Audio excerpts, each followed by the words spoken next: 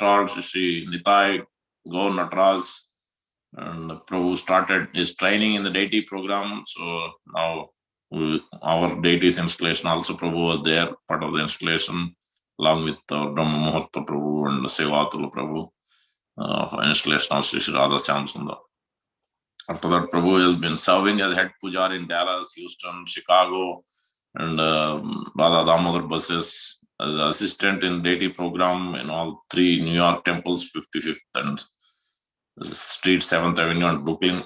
So he's now currently serving the deity management board for Radha Samson Alachua, Florida, deity worship conference. And Prabhu does wonderful yajnas, is well known for that yajnas and training. And he's also giving wide lectures on various acharyas and their history, their instructions. So that's why for this topic is a perfect presenter. So let's hear from him. Thank you very much, Prabhu. Hare Krishna, Krishna Namananda. Thank you so much for inviting me. Sound is good? Yes, Prabhu, perfect. Okay, good. Yeah, the opportunity to be a part of the installation of the deities there in ISKCON Central New Jersey was really a high point in my devotional life. So I feel a connection with all the devotees there, even if I have not had the opportunity to come back since then. So I've been asked today to speak on the life of Jiva Goswami predominantly. This is his appearance day. And so we begin with our pranam mantras. Om Ajnana Timirandasya Jananjana Shalakaya Chaksuhan Militamina Tasmai Sri Guruve Namaha. Mukam Karoti Vachalam Pangum Lam Jayati Girim Yakripa Tamaham Bande Shri Gurum Dinitadinu. Jaya Sri Krishna Chaitanya Prabhu Nityananda Shri Advaita Gadadhara Shivasadi Gaura Bhaktivinda. Hare Krishna Krishna Krishna Hare Hare Hare Rama Rama Rama Hare Hare. Vancha Kapati Vibhishta Kripa Sambhahe Vita Patitanam Pavani Gopashdevi.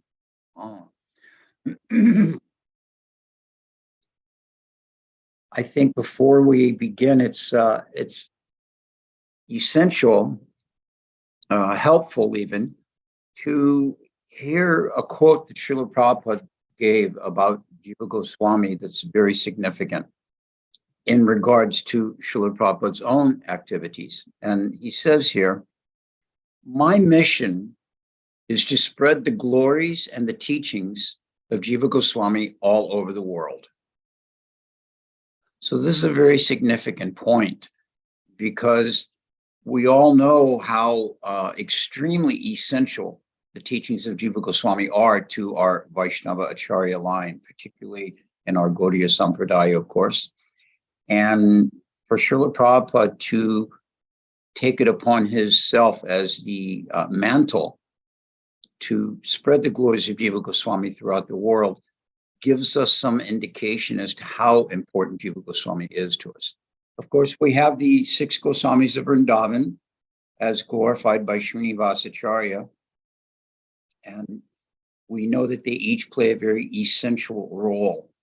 But today we're going to hear about some of the particular activities of Jiva Goswami in his own right, shall we say.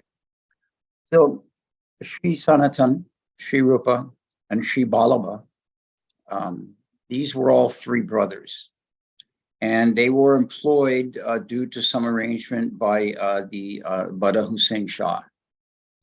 This was not so much by their particular volunteering. We have a phrase at work, I'm sure in many of the workplaces you all, where you've been volunteered for a particular activity. So the knowledge and familiarity with the expertise of these brothers, particularly Rupa and Sanatan, was widespread. They were very, very intelligent, expert managers, very, very practical. So many wonderful qualities managerially. And so for this reason, the Shah wanted to engage them in his service of running the government. And they were not so inclined, as we know, the story goes. but he encouraged them that, well, it's very simple. Either you take up the service that I'm requesting you, or I'm going to make things very difficult for the Brahmins, the cows, for all of the Vaishnavas. So in that circumstance, they accepted this service. And interestingly enough, as far as records go, amongst the three of them, there was only one descendant, and that was Jiva Goswami, and that was from Vallabha Anupam. And I mean, if we just think about that for a moment, three such amazing personalities, and this one child, Jiva, how much energy, how much influence there must have been on him from them. Just incredible. But you know, the circumstances that Sanatan and Rupa were serving in was not awkward in any way. They weren't barely paid or anything like that. They were very, very generously remunerated. They received very good compensation packages, we would say in our modern language. And as a result of this, they were able to establish in the headquarters there at Ramkeli practically a second Vrindavan. Some of us have been fortunate enough to go to the eco farm down in south of Mumbai, where Radhanath Maharaj has established this very, very wonderful project. And it's very, very similar to a duplicate of Vrindavan. All the different places are there. In the same way, Rupa and Sanatan established this type of meditation there in Ramkeli, so that they had completely surrounded themselves in a way to allow them to remember Krishna, to engage in Krishna. They were supporting many Brahmins and engaged in different types of programs and studying the Bhagavatam and all of these different things. These were all sponsored there. Their household life was very opulent. And instead of just live comfortably as the servants of the Shah, they engaged themselves in serving the Vaishnavas. There was nothing lacking as a result in the upbringing of Jiva Goswami. It says that whatever opulence and wealth was there in the home that Jiva Goswami grew up in was magnified by the effulgence of this child's golden complexion. And as a result of this, everything was very auspicious. It mentions that his eyes blossomed like lotus petals, and that every part of his body was graceful and radiant and filled with splendor. We know from Shastra there is the Mahapurush, which is a personality of great qualities, both physically and spiritually. And all of these qualities defining a Mahapurush were found there in the body of Jiva Goswami. Lotus-like eyes, beautiful nose, broad forehead, a broad chest, long arms, and of course, a radiant golden body. So at this time, Rupa and Sanatan were encouraging Mahaprabhu that he should come to visit. They were writing to him and trying to get him to come to Ramkeli. And as a result, he did. Sri Chaitanya Mahaprabhu visited Ramkeli during the time of Rupa and Sanatan's service there, while they were still engaged, of course, in the service of Shah, under the external presence of Muslims. When this happened, Jiva Goswami was just a baby, a toddler, we should say. You know, I have a granddaughter that's at the toddler age. And they perceive what's going on around them, of course, but their interaction, their ability to communicate and all is not quite so strong. In the same way, Jiva Goswami was able to perceive the presence of Sri Chaitanya Mahaprabhu. And Mahaprabhu became very affectionate towards him. You'll see this sometimes. A great personality will come to your home, some senior devotee, some sannyasi, some visiting guru, and they show great affection to the children in the home. We saw this in Srila Prabhupada's own life, that when Prabhupada was staying with the Agarwals in Butler, Pennsylvania, that their young son, Bridge, was just a toddler at the time. We've all seen the pictures. And Srila Prabhupada is very happily playing with him and holding him up, and he was there for his first steps and all of these types of things. So in the same manner, Sri Chaitanya Mahaprabhu was very affectionate to this young boy, Jiva. And he would often sit him on his lap and, show him great kindness and give him the remnants of his prasadam. On more than one occasion, he would take his lotus feet and place them on the head of little Jiva. Mahaprabhu indicated this isn't just some, casual affection I'm showing here. So this child, he will be the preceptor of the future of this teachings, the future of our sampradaya, and though Jiva Goswami, as I mentioned, was only a child, he kept this form of the Lord, this presence in his home, in his heart.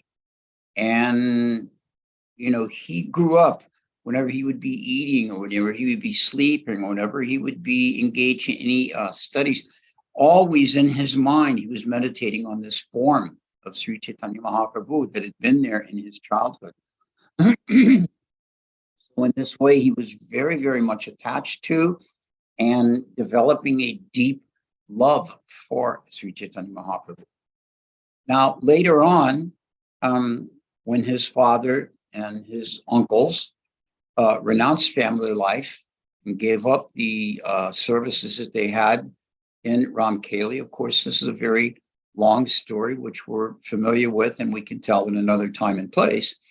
But when the three of them departed from Ramkeli, Jiva Goswami was still, just a young boy. And he and his mother left Ramkeli at that time, once the father and uncles departed for Vrindavan, and they went to the ancestral family home.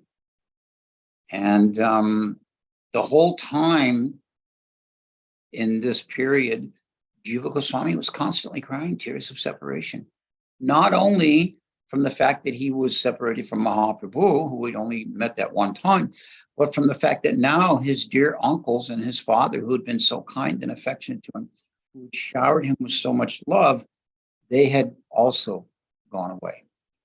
So during this time, it's described that he was like a waxing moon, that the brilliance of his childhood was there, the brilliance of his education, but at the same time, he was just not getting the association of these great personalities that had fostered the foundation of his life. So, his mother was also in the same mood, of course. This is this mood of separation is very, very strong principle in our line, and they were embracing it very, very fully. The friends, they were affected by this, the close family members, the friends, and there's just a great mood of sadness and grief was prominent after the departure of Rupa Sanatan and Anupam. And, whenever Jiva Goswami would think in this way, it would just cause him such difficulty in a mood of separation. Now, there are four very, very important things that we can bring up and examine at this point that take place in the life of Jiva Goswami. Four significant events. One is, of course, the foundational event of the coming of Sri Chaitanya Mahaprabhu to Ramkeli and his meeting him. This formulates his direction and his attachments. Afterwards is this impact we're just describing of Sri Chaitanya Mahaprabhu's departure from Ramkeli, and consequently, shortly thereafter, the departure of Rupa Sanatan and his father Anupam when they leave for Vrindavan. The additional impact, which we'll come to describe, the additional impact of his father Anupam's departure when returning from Vrindavan to Ramkeli, his departure from this world, and then later on, which we'll bring into the discussion, the opportunity that Jiva Goswami had to personally meet Nityananda and be taken around on Navadvip Parikram by Nityananda himself. So these four things are pivotal points, pivotal events, pivotal influences in the life of Jiva Goswami. So if we'll go back to his youth a bit. He studied, of course, very diligently under all the local pundits there, and became very, very proficient very quickly. Grammar, poetry, rhetoric, all of these basic subjects, and of course, in all the Bhakti Shastras. And the teachers, they were just amazed by the level of his intellect, how just such a very, very high level of intellect that was present for him. It was something they'd never seen in any of their students before. And every one of them predicted, as a result of this was a great saintly person. In the future, he's going to be very, very significant. And they would say things like, the brilliance that's found in this child is very rare. It's not often seen in children this young. No doubt he will be a very highly advanced spiritual personality in his later years. At this time, it's mentioned that the very source of his shelter and pleasure was Srimad Bhagavatam. It gave him life. It gave him encouragement. And any type of Krishna Katha that he was able to take part in, this filled him with great happiness. So in this mood, he constantly surrounded himself in this way and tried to make it a point never to be involved in anything else. And anyone that was around him, they knew better than to speak anything other than Krishna Katha. They just dared not do it. This is, we see this was present in our Jayananda Prabhu, Prabhupada's disciple in the early days of our society. Very, very well-known, advanced devotee, very respected. And if you were in Jayananda's association, you never spoke ill of other devotees. You just didn't do it, because if you did, he would simply leave. He would just turn and leave the conversation. So we see that this type of mood of one-pointed focus was there in Jiva Goswami, that he only wanted to surround himself. Now, interestingly enough, a little side note on this, to this point, later in his life, he composed in Sanskrit an entire system of grammar, all for the pleasure of the Lord. And this composition, it described all the different Sanskrit rules of grammar with examples of the holy names of the Lord. And this specific school of grammar that he taught was called Harinamamrita Vyakarana. And apparently it's still used in different schools in Bengal as the standard on learning Sanskrit. Very interesting side note there. Now, in his boyhood, he worshipped deities of Krishna and Balaram. Some places say that he made these deities himself. We've seen, my wife and I had a family that used to come to the St. Louis temple when we were there, and their children all made their own deities. They were a little bit, maybe not as detailed, but filled with their own devotion. So whether these were made by him, which is said, or whether he acquired them by being, them being given to him, he was very, very attached to these Krishna and Balaram deities. And he would often cry while he was worshiping them, and he would offer them clothes and then give them chandan and flowers and nice ornaments and varieties of tasty prasadam. And then he would take this nice mahaprasad and he would distribute that to his playmates, to his friends. And in this way, he became known as the fulfillment of his name, Jiva, by giving kindness to other jivas, other living entities. So this was a great point in him. And in this way, he was just so attached to his Krishna Balaram deities. They went everywhere with him. When there was any playing, he would have them at the center of it. And this brought all of the local boys that were his associates into also serving Krishna and Balaram. And he would even sleep with them. He was so attached, he couldn't be separated from them. He would clutch them in his arms. And when he would lay down to sleep at night, he would have them there. His mother would come and try to take them away and set them on the, couldn't break them loose, And as a result, of course, all the villagers are very, very happy to see this great love that Jiva Goswami had for Krishna and Balaram. Now, Bhakti Ratnakar gives a description of one dream that Jiva Goswami had. And in this dream, he saw the forms of his Krishna and Balaram take the form of Lord Chaitanya and Lord Nityananda. And they were all dancing together. And then they gave the dust of their lotus feet to Jiva Goswami. And after doing this, the two lords, Nityananda and Chaitanya, disappeared from his dream. Now, this dream was very, very consoling and satisfying to Jiva Goswami. And it prompted him to become a bit anxious to leave his family situation and just absorb himself solely in serving in Vrindavan and serving Lord Chaitanya and Lord Nityananda. He began to think out loud in a very pitiful, we could say, way.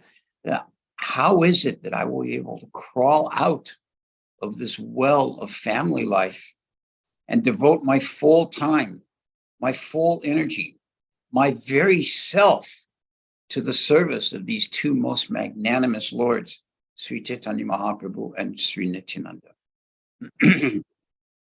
But as we mentioned, he was the only son in the family, and only in the company of him could his mother forget the pangs of separation in her own heart.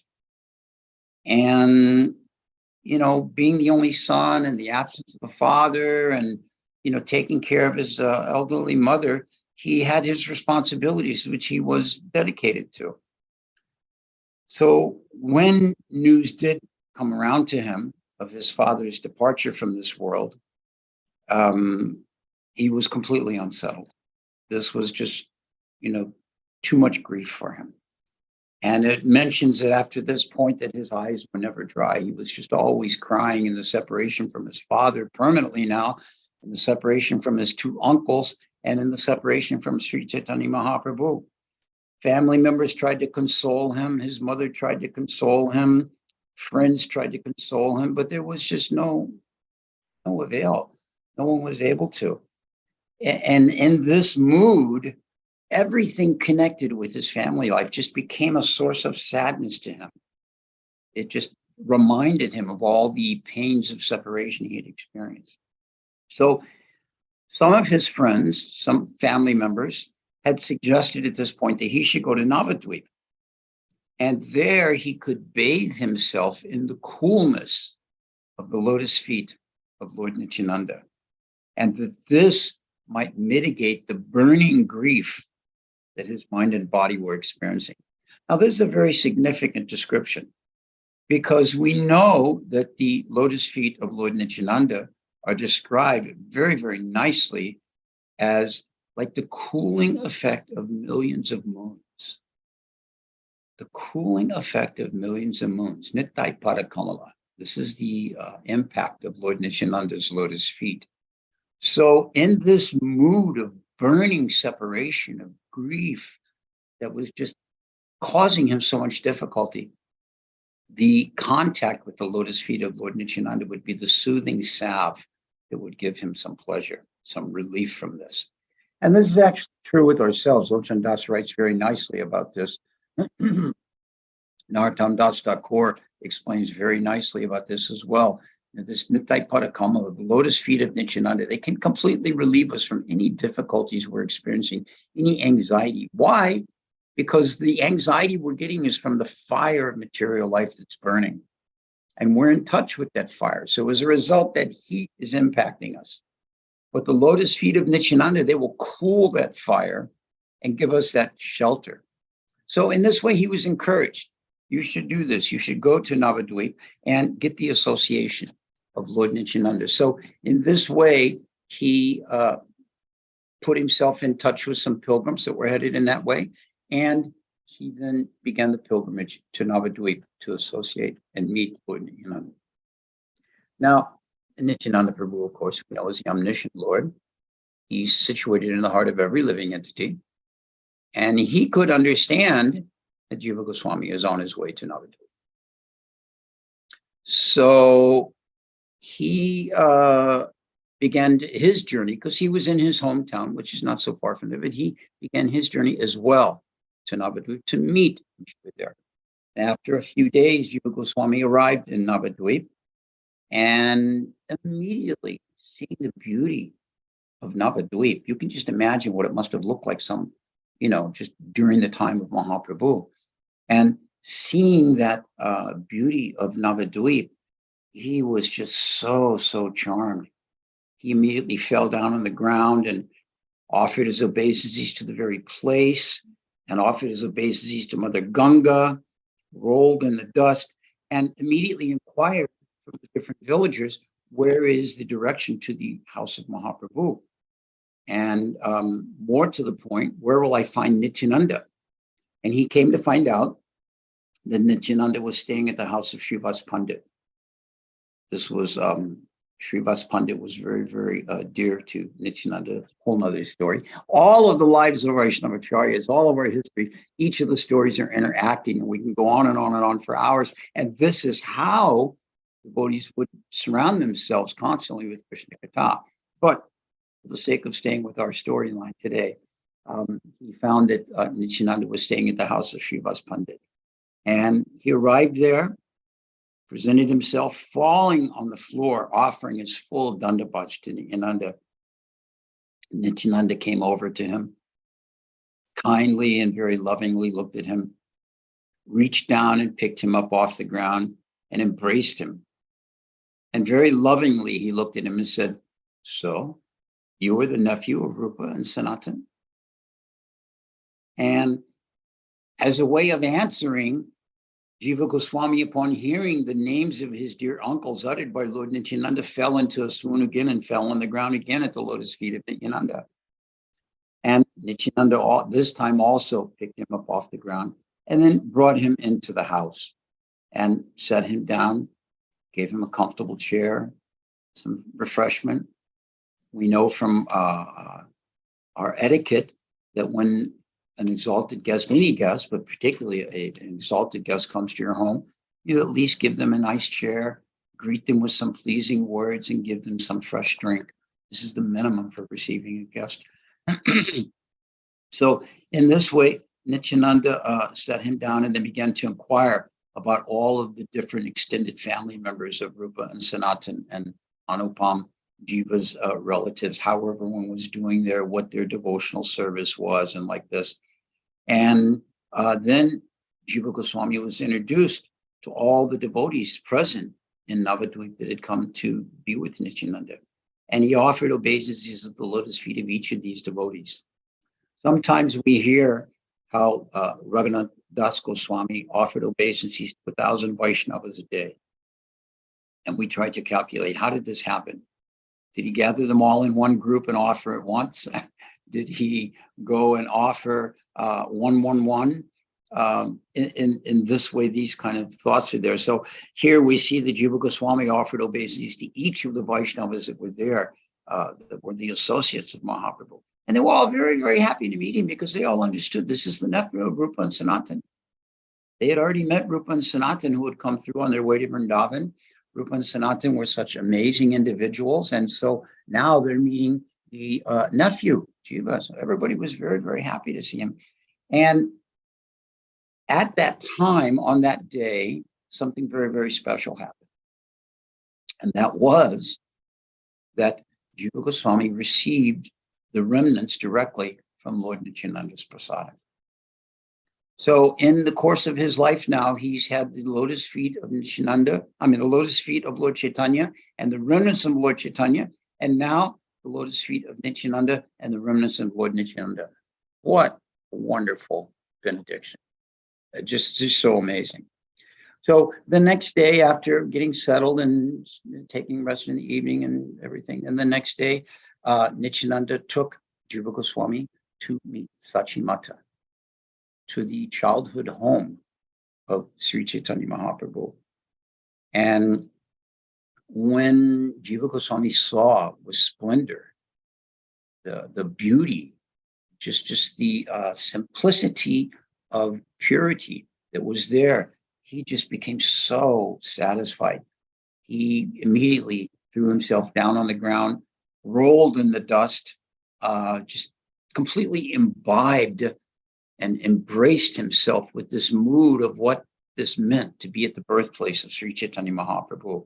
And of course, we know there's a large courtyard there. And at that time, it was filled with so many devotees with a rousing kirtan. And they were all glorifying with different songs Sri Chaitanya Mahaprabhu. And then when Nityananda and Jiva Goswami came, they all stood up and greeted him and all offered their obeisances to Nityananda. And then Jiva Goswami offered his obeisances to all of them.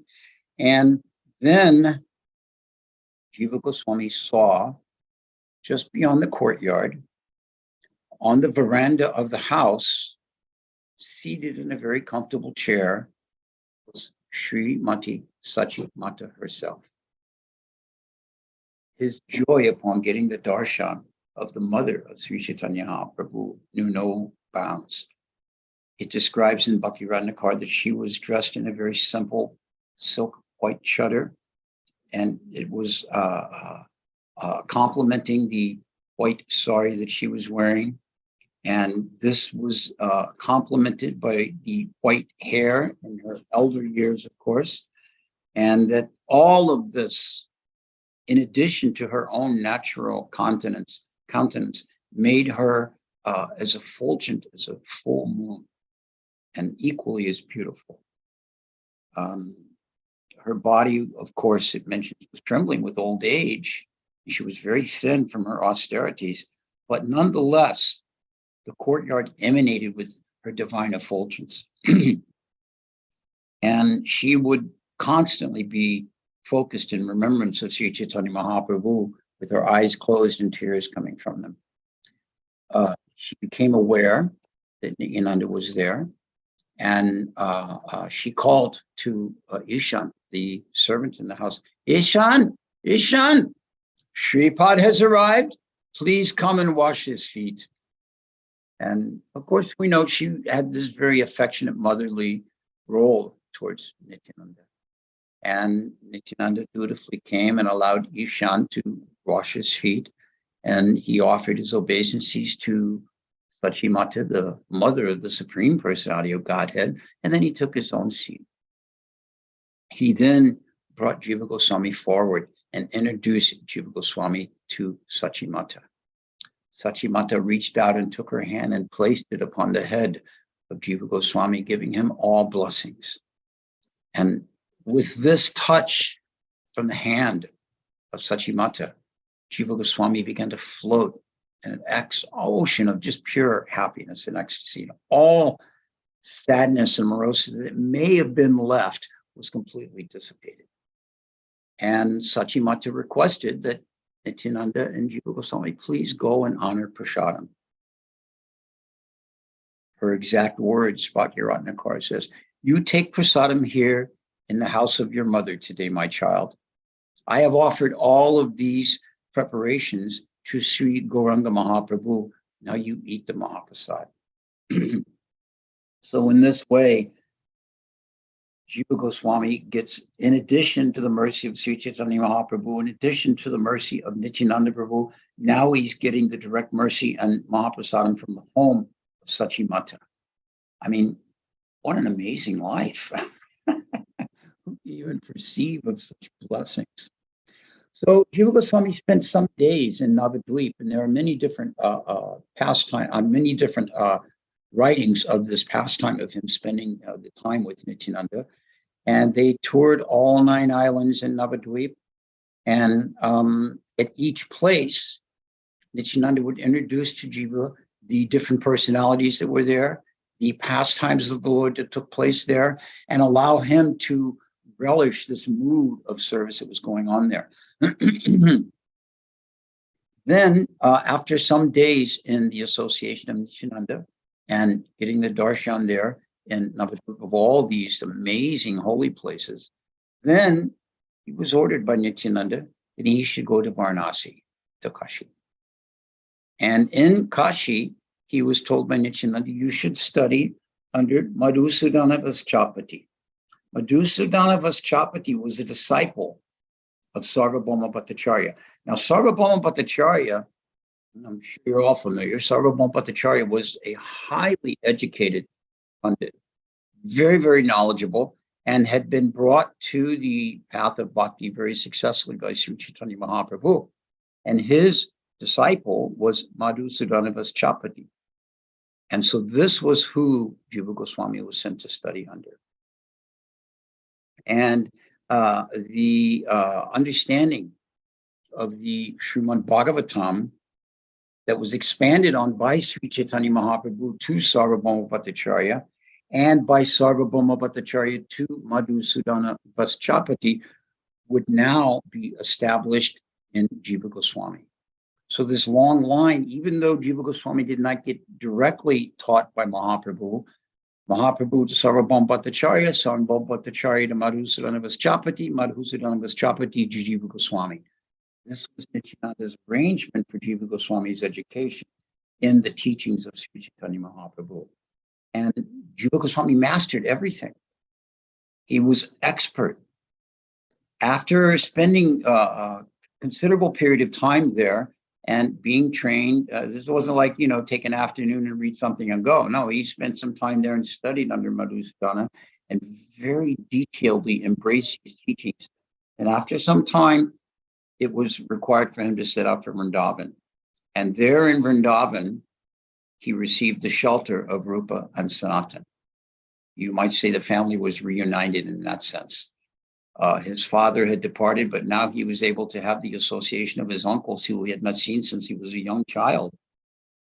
And they were so pleased to see him. And then they set him down, of course, after the reception and inquired from him how everyone was doing and about his association with Nityananda and Sachimata and his spending time in Varanasi. And this is a common thing. Sometimes we think that when devotees meet and they ask about all these things, it's just, common talk. But this is the association of Katha centered around devotees. That we want to hear how everyone is doing. We want to know how everyone is working. So in this way, they discussed all the different devotees and all the different news. And it's worth noting that at this point, Jiva Goswami becomes the last of the 6 Goswamis to arrive in Vrindavan. Now the Sat Goswami union is complete. Jiva Goswami is there, and now all of the interactions between them, the teachings and all that they share, the study together, all becomes culminated. So Jiva Goswami stayed particularly in the ashram of Rupa Goswami. And Rupa Goswami began to very diligently teach him the Srimad Bhagavatam. And of course, he knew of Jiva Goswami's abilities, but seeing himself how quickly conversant Jiva Goswami became in all these conclusions of the Bhagavatam, Rupa Goswami engaged him, according to his level of knowledge and expertise, engaged him in proofreading the work he was currently producing, the Bhakti Rasamrita Sindhu, or what we know from Srila Prabhupada as the Nectar of Devotion. Now, Jiva Goswami had additional services that he would perform for Rupa Goswami in the mornings of setting up his writing table, so to speak. He would lay out the palm leaves. He would lay out the writing instrument. He would lay out the ink that would be used. In Indradumna Swami's recent friendship with the Vrindavan Institute, Research Institute, he and Sitala Mataji had become friendly with these people and were given some access that has previously not been so widely available. And one of the books that they came across in this library was written by Jiva Goswami, and it was a detailed book on how to prepare the palm leaves and make the ink that would be used writing these scriptures. And we have to understand that this was a detailed process, and that in order that it should be understood properly from one generation to the next, Jiva Goswami wrote this book on there. So at this point, Jiva Goswami does begin writing many different literatures. This is the beginning of his writing career. He compiles a commentary on Bhakti Rasamrita Sindhu for Rupa Goswami's approval called Dogami Sanagami. And this is the beginning of his writing career with the Goswamis. During this time, Sanatana Goswami had produced the Vaishnava Toshani, which was a commentary on the 10th canto of Srimad Bhagavatam. And he also engaged Jiva Goswami in proofreading this. Proofreading is a very, very important job when any type of literary production is given. Someone has to go through and they have to be knowledgeable of the subject in order to be able to accurately assess the presentation, the structure of the sentences, the language used like this. The proofreading is not just to see if you got all the words spelled correctly. That's part of it. We use spell check when we're writing documents on the computer. We push a button, it goes through and corrects everything. But this type of proofreading was much more detailed. And in this way, he assisted Rupa and Sanatana in the production of many of his literatures. And under the direction of Sanatana Goswami, he compiled a commentary named Laghu Vaishnava Toshani on this writing of Sanatana Goswami. So this wasn't just that he proofread their works and then said, oh, well, I can write something more and explain it better. No, he was encouraged by the Rupa and Sanatana that he should make commentaries on these works as well. So his writings, Jiva Goswami's, along with the writings of Rupa and Sanatana, Gopal Bhatta, at that time, the other Goswamis, as I mentioned, were there. You had Raghunath Bhatta Goswami, Raghunath Das Goswami, Krishna Das, Kaviraj Goswami was there, Kashishwar Pandit, Madhu Pandit. All of these devotees were all there.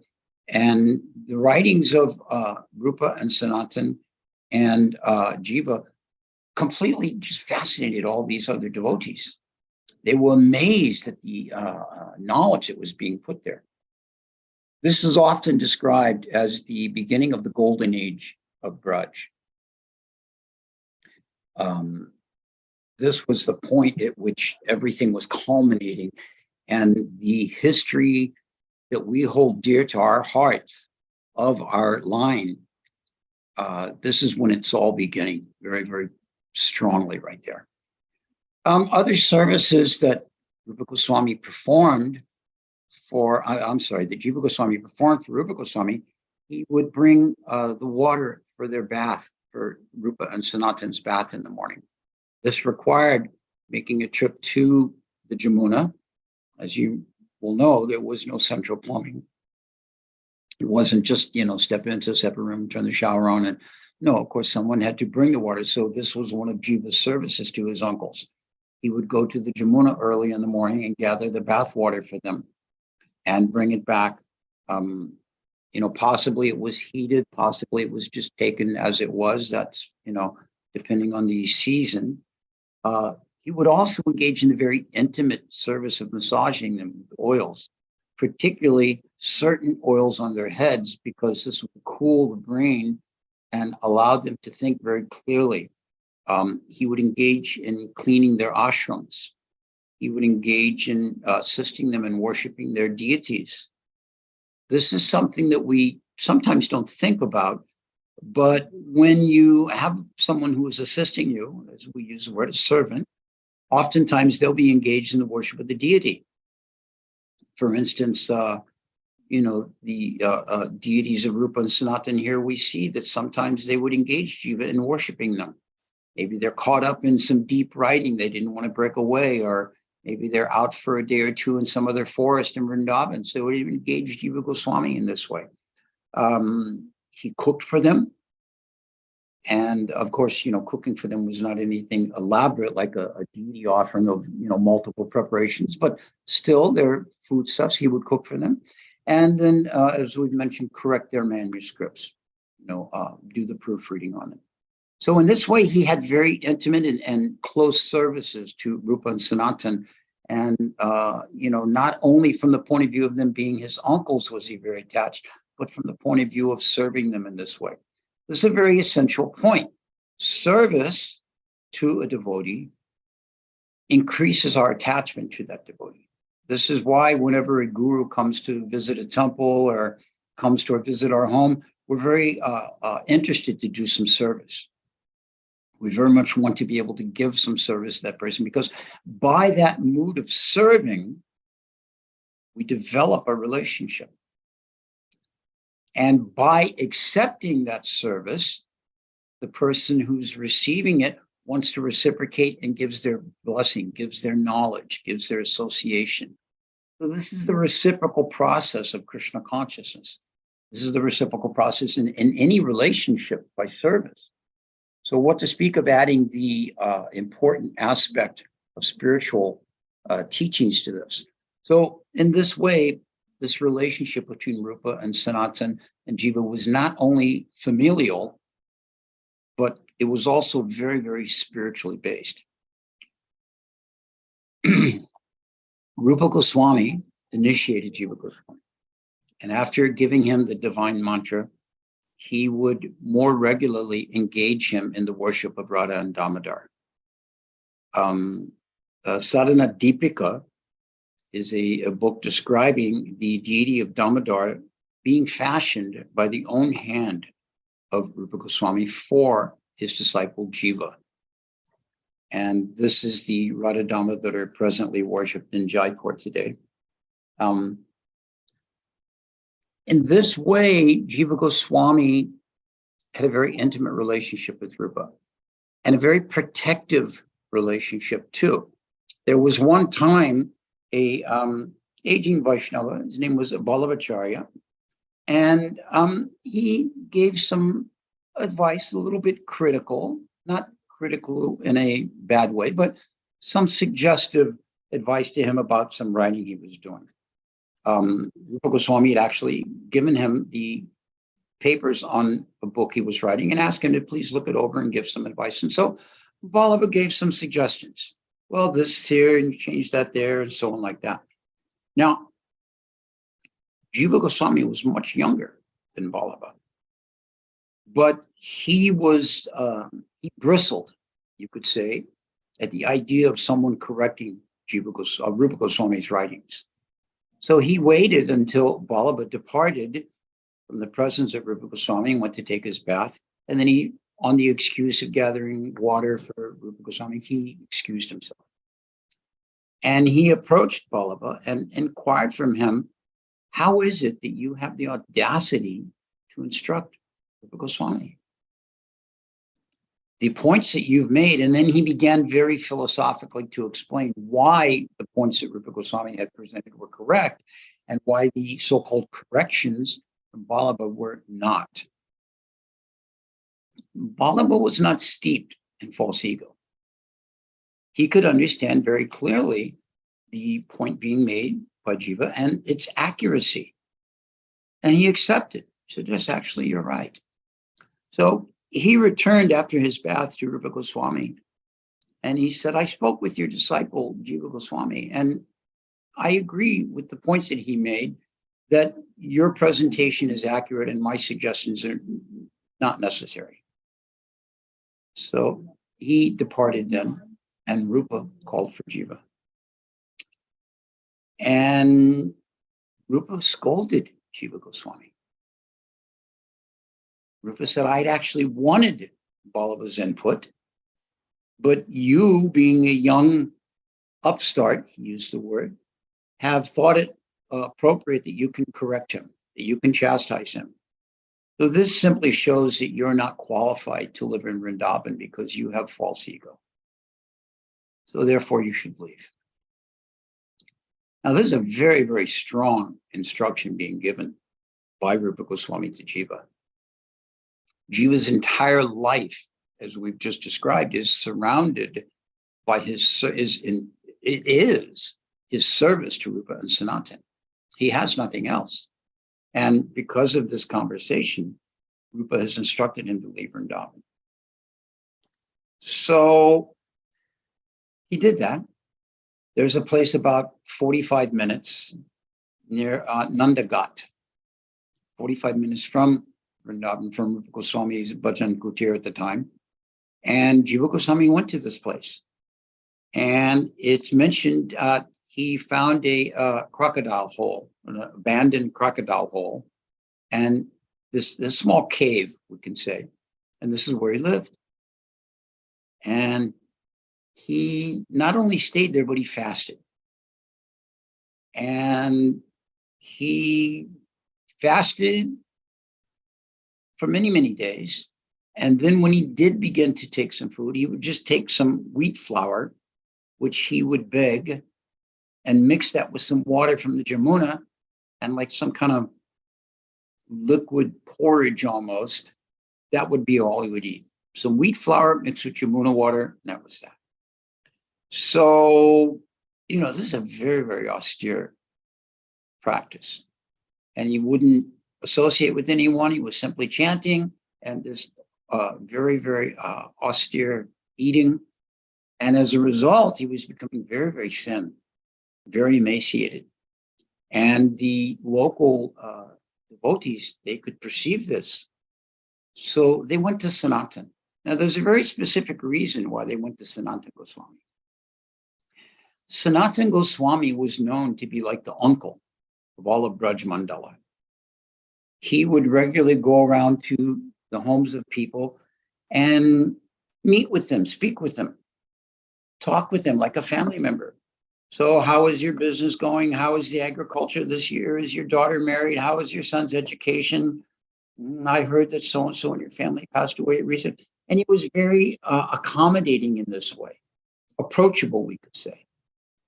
And sometimes, it's good to have an uncle. The disciple may have a difficult time approaching the guru with certain questions, or the child may have a difficult time presenting something to their parents, but they can go to the uncle and feel more comfortable. So in this way, the local residents, observing this very, very difficult, austere practice of Jiva Goswami, they went to Sanatan. This is very, very difficult for us to see.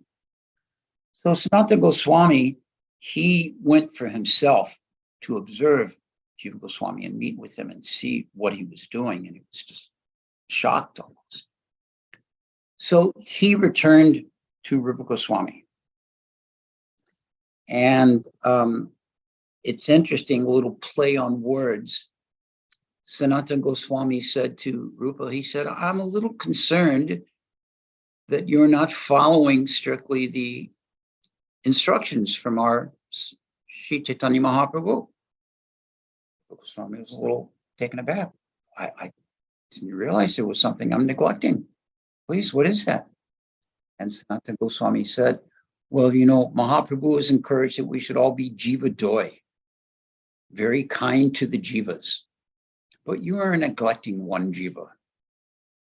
And Rupa Goswami could understand the import, the hidden instruction in this. So he went to where Jiva was performing these great difficulties, these great austerities, and he brought him back to his service and recuperated him. So Prabhupada makes a comment about this relationship of the guru and disciple. And he mentions that Rupa Goswami exchanged with Jiva Goswami in this way to teach modern day devotees a lesson. It was not as a punishment to Jiva Goswami. Jiva Goswami, of course, is a perfectly liberated soul. But Rupa Goswami sent him out of Vrindavan to teach that if one is going to stay in Vrindavan, he must, as he says in the Upadeshamrita, Vacho Vegam, Manasa Krodha Vegam, Jiva Vegam, Upadarasta Vegam, that one must at all times control the tongue, control the speech, and remain very humble, embracing the instructions of Mahaprabhu, Chanana Pisa Ishnena. Very humble mood. So in this way, Jiva Goswami was brought back.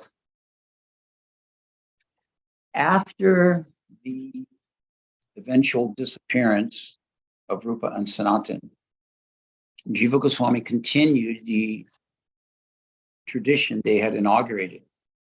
He would guide people. He became basically the Gaudiya Sampradaya Acharya.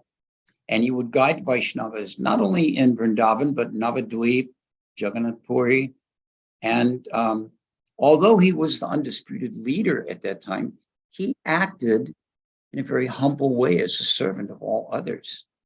Whenever the Bengali Vaishnavas would visit Vrindavan, he would lovingly receive them and arrange for their accommodations and see to their welcoming and care, prasadam, comfortable rooms, whatever facilities were there. And then he would personally take them and guide them on Braj Mandala Parikram. So even though he had this very senior, prominent position, he always maintained his humility. Once when he was traveling to Agra, there was a debate taking place with the Rajputs there concerning the glories of the Jamuna River and the glories of the Ganges. And it was commonly understood by authorities at that time that the Ganga was the most important of all rivers, most elevated of all rivers. In this debate, Jiva Goswami established that the Jamuna is much more glorious than the Ganga. People were shocked by this. He explained that the Ganga emanates from the lotus feet of Krishna, whereas the Jamuna is Krishna's consort for all of his pastimes in Vrindavan. She is intricately involved in all of these pastimes. So the emperors were very, very impressed by this explanation. And I've made it briefly here, but it's a very long debate. And the emperors are very, very impressed, and they wanted to give him something. Oh, an emperor, you can give anything. Any kind of wealth, any kind of palace, any type of, anything at all. But Jiva Goswami, he replied that all he wanted was some writing paper. Now, this might seem to us, how was it? Bali Maharaj described the request of Vamana for 3 steps of land. He said, you're a young boy, you're a little foolish, you don't understand, I can give you anything, you're only asking for 3 steps of land. So we might look at this request of Jiva Goswami nowadays for some writing paper as something very insignificant. But at that time in history, writing paper was very rare. Palm leaves were the method, but some actual paper to write on, this was not a common thing. So he requested this of the emperor. And the emperor was very, very satisfied to give him this very special kind of writing paper that they had there.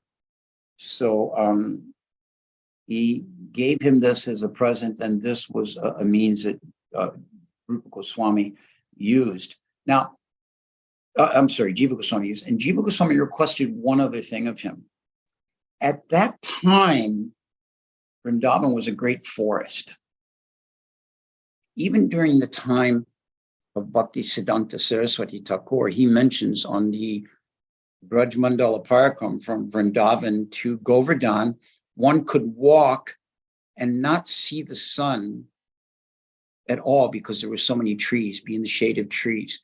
Now, of course, if you go, there's practically no trees at all. So at this time of the Goswamis, Vrindavan was very forested, and these Mughal emperors were using the forest as their private hunting ground. They would go there for their practices of hunting, different types of animals. So one of the requests made by Jiva Goswami of this emperor was that there would be no more of this hunting going on. And he issued it's called a farman, which is a order by the emperor that no living entity in the forest of Braj should be killed anymore. So this hunting business was stopped by Jiva Goswami. Krishnananda Prabhu, Krishnamananda, I'm wondering, do we still have time to continue on, or do we need to? Yeah, 5 minutes we can take, no problem. Okay, all right. So we have, of course, in the life of Rupa Goswami, Jiva Goswami, there are so many pastimes that could be told. We'll look here, and it is very significant, I think, to note in concluding Jiva Goswami's life that Jiva Goswami, while being the youngest of the Goswamis, was also the most prolific writer. It's said that he wrote an astonishing 500,000 verses.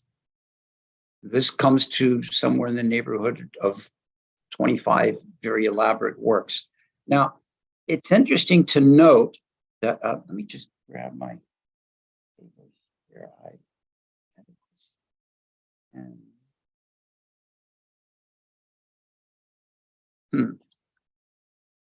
Yes, here we go. That 500,000 verses is 500,000. So this is what he produced. Now, if we compare Srimad Bhagavatam, for instance, 18,000 verses.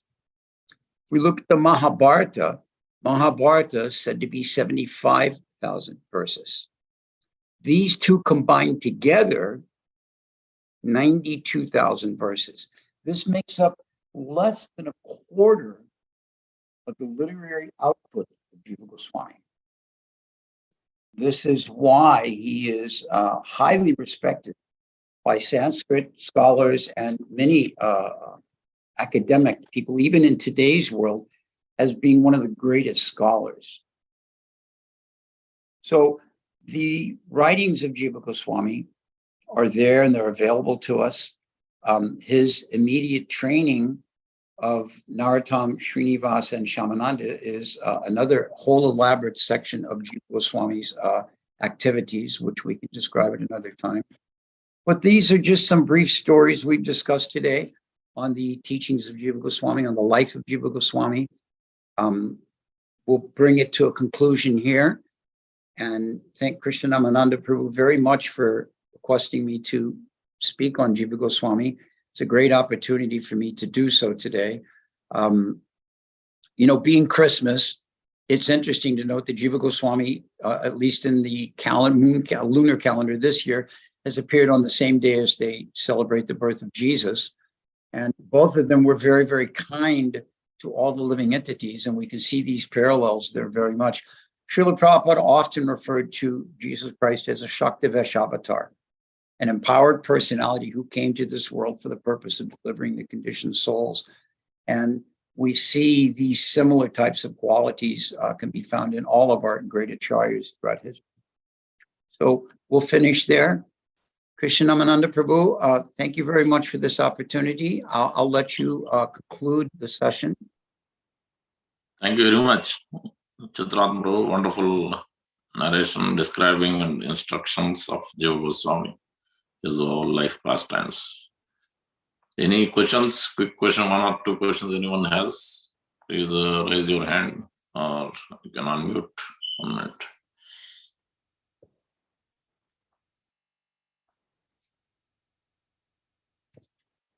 Yeah, you can unmute and ask, or you can raise your hand. Okay. Oh, we have a couple here. Okay. Balram Netta, go ahead. Hare Krishna Prabhuji, very nice class. Prabhuji, I want to ask the specific difference between consciousness and soul. The difference between consciousness and the soul? Yeah. Well, consciousness exists because the soul is present. Consciousness is the how do we say, it's how we understand the presence of the soul. When there is no consciousness, there is no soul. Now, how much one develops one's consciousness, that may be another issue, of course. The dog has consciousness. The human being has consciousness. What level that consciousness becomes developed will determine the impact it has on one's life.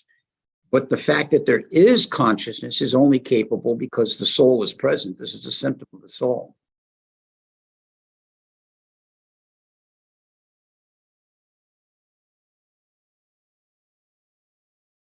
Is that good? Thank you, Prabhuji. And when we say Krishna consciousness, then what's that exactly mean? That means we're conscious of Krishna. Consciousness means to be aware.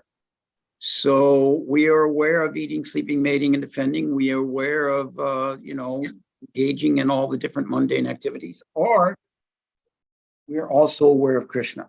This is Krishna consciousness, to be aware of Krishna, to see Krishna everywhere, to see Krishna in everything, to try and always make ourselves conscious of Krishna's presence in our life. This is Krishna consciousness. Thank you, Prabhuji. Thank you. Hare Krishna. Hare Krishna. There was another question? Yes, next, Jagadish Prabhu. Go ahead. Hare Krishna Prabhu, Dhanma Prabhu, all Krishna's Prabhupada, all glories to you. My humble obeisances. Prabhu, I have been trying to understand that the situation when the Jiva Goswami defeated that the person who was correcting to Rupa Goswami's writing. Ballavacharya, yes. So, being a disciples and spiritual master, because being a disciples, even Kesar are also like if somebody criticize or try to show the lower our spiritual master, we feel bad, even we try to protect that. So similar way, like how to understand that in the spiritual perspective, though he was because being a disciples, how he can accept this kind of things, but the spiritual master also very the high level to understanding the Vrindavan mood. So how to compile that, Prabhu? Well, the stepping to the defense of our spiritual master in our modern times is not at all like this situation with Rupa and Vallabha. Let's just be honest, there are many fault finders in this world, and many of them take great interest in finding fault in different Vaishnavas. And if someone is faulting our guru, it is our duty to step forward and correct. However, most of the time in our modern society, one of the faults of Kali Yuga is that no one accepts it when they're wrong. No one accepts correction. If there was a debate and someone proves a point, no one accepts that. I mean, even in our political system, now everybody contests an election. No, this was not right. I didn't win, so therefore it didn't go right. Whatever. So nobody accepts that they're defeated. So, in the case of Rupa and Vallabha, Rupa actually was wanting this, and Rupa was using Jiva's stepping in there as an opportunity for teaching. So this is an entirely different scenario than what we're seeing in our modern society. It's so unfortunate that the mood of fault finding is so prominent. And it's just a symptom of this age of Kali Yuga. So yes, we may hear our spiritual master criticized. We may hear someone say something negative. Unless we are really in a position to change that, it's almost better to just leave the scenario. That's why you'll see a lot of times devotees just leave different types of chat rooms or forums or debate groups on social media, because it's not going to make any headway. In a one-on-one conversation, if someone is saying something and they're open to hearing, then some correction can be given. But otherwise, it's a completely different scenario than what we see here in the life of Rupa and Vallabha and Jiva Goswami. Does that give a little insight for you? Yeah. Thank you so much. You covered very nicely, because nowadays we see that the media also, some people come with those references and which are the nonsense and saying something, making them base and arguing based on those, that the comments or the articles, and then Thank you. It's the kind of thing where we just have to, continue on with our service. What's that Prabhupada would say? Steadiness in our service is the factor that we look for. Yeah. All right. Thank you. That will be the conclusion, I guess. Thank you very much. Good conclusion, to not criticize Vaishnavas. Yes. Once again, my thanks to all of you for joining this morning, and my great appreciation to Krishna Namananda for inviting me and giving me this opportunity to speak about Jiva Goswami. May we all embrace the mood of Jiva Goswami, and may we take the rest of this day And along with our celebration with family and friends that we may be having, let us also share some Katha about Jiva Goswami. Hare Krishna. All Thank you, glories Prabhu. to Srila Prabhupada. Thank you so much. All glories to you. Thank you, Prabhu. Hare Krishna. Haribol. Haribol. We have quick announcements. So today evening we have our Sunday feast program, celebration of Christmas, and the gift exchange program. So you can give your name if you want to have a gift exchange from others at the reception. Program starts at 5:30. And we have New Year coming up. New Year Day, we have December 31st, New Year Eve program. We have from evening 6 to midnight, Kirtan, Katha and presentations, some games, sometimes Prasadam and midnight Arati will be there. So please join us. And then January 1st, we have Japatan, 5 to 9. We'll be chanting the holy names of the Lord. And then we'll have Jagannath Puri style buffet from 12 to 3. So, and then January 2nd is Ekadasi, Monday is a very prominent, important Ekadasi, Putrada Ekadasi, also called Vaikunta Ekadasi. So all over India, they may not celebrate all Ekadasi, but they celebrate this Ekadasi. It's a very prominent Ekadasi to increase our devotion service. Thank you very much. See you all in the evening. Hare Krishna. Prabhupada ki jai. Jai. Hare. Hare Bo. Hare Krishna. Prabhu.